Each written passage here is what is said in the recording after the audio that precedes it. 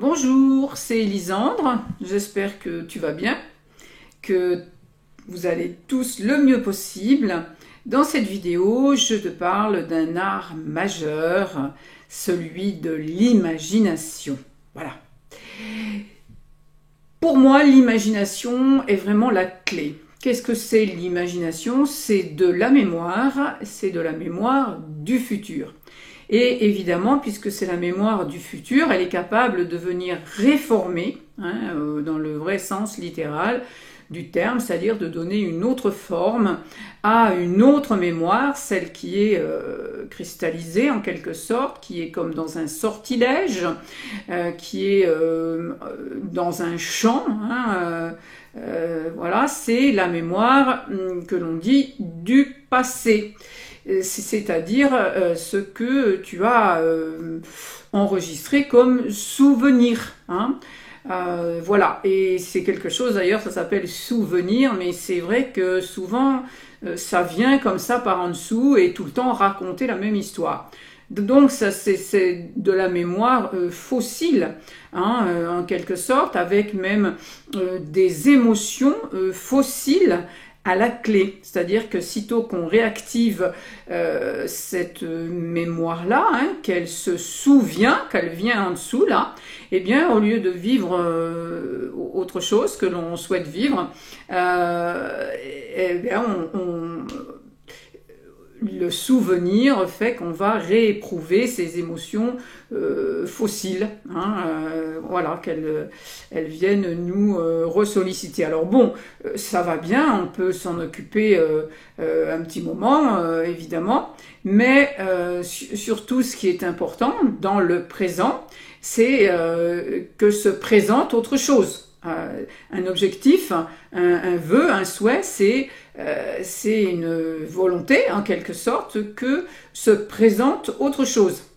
Et bien pour que se présente autre chose, il faut se tourner en quelque sorte vers l'avenir, le futur, ce que l'on veut voir venir. Donc on n'est plus dans le souvenir, mais dans l'avenir, c'est-à-dire des objectifs, etc. Et plus on est clair par rapport à tout ça, et mieux ça vient facilement. Donc l'imagination, c'est une clé, c'est vraiment l'imagination active est pour moi un art majeur dans le sens où tu vas pouvoir recréer ton cinéma en quelque sorte. Cinéma, c'est un mot qui veut dire mouvement. Bon, donc il peut y avoir un autre mouvement et la clé du changement, elle est dans le présent. Enfin, le présent est intéressant et c'est un cadeau parce que c'est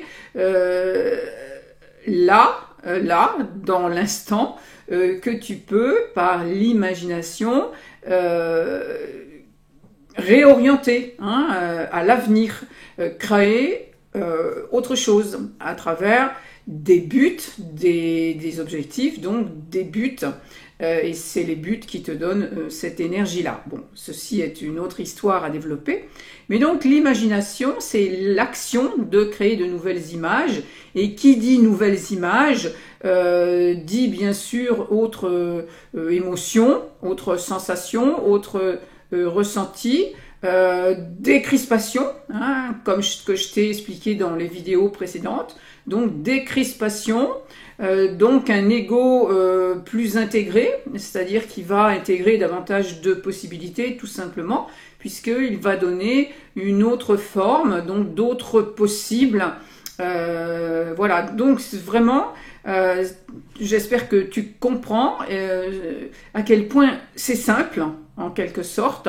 Alors évidemment, imaginez, on imagine à l'avance une nouvelle situation, mais c'est évident que tout ce qui est dans ta mémoire a été imaginé à un moment donné, plus ou moins consciemment, plus ou moins avec un sentiment de responsabilité, ok peut-être, mais de toute façon ça a été imaginé, soit par toi, soit par d'autres,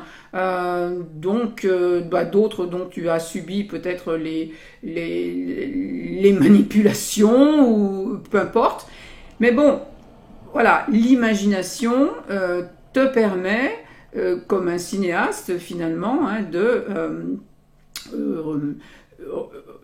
de transformer ton histoire, donc à terme de transformer aussi tes émotions. Et le fait que ça se fasse à l'avance, eh bien, c'est l'esprit qui est premier, hein, c'est la conscience qui est première. Et en fait, la première chose à faire, on va dire, c'est la conscience, donc c'est-à-dire imaginer autre chose, avoir conscience que d'autres situations sont possibles. Donc ça, c'est la première action, c'est la première imagine-action à mettre en œuvre. Et dans un deuxième temps, donc la conscience en premier et l'amour en second, puisque une fois que tu as établi ce que tu veux, hein, et que tu as décidé de le rejoindre, en fait, qu'est-ce qui fait que tu le rejoins? C'est l'amour du but, donc l'énergie d'amour qui est contenue dans ce but et qui va faire que tu vas pouvoir t'en rapprocher.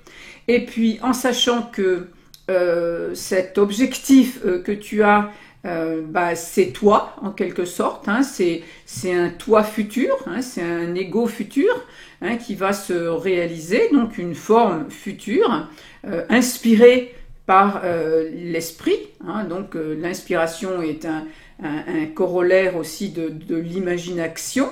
Donc en sachant que c'est toi, cette projection, ce projet est une projection de toi plus grand, plus évolué, eh bien c'est de l'amour qui va t'attirer vers ce projet et donc finalement de l'amour pour toi, pour la forme que tu es venu incarner sur cette terre, c'est-à-dire un ego, une personnalité, voilà, hein, auquel tu ne dois pas t'identifier complètement parce que tu es une conscience plus vaste que cela, mais en attendant, les actions sont amenées par rapport à la forme que tu as ici et maintenant, enfin dans cette vie, on va dire, dans cette existence là et dans l'histoire actuelle que tu vis.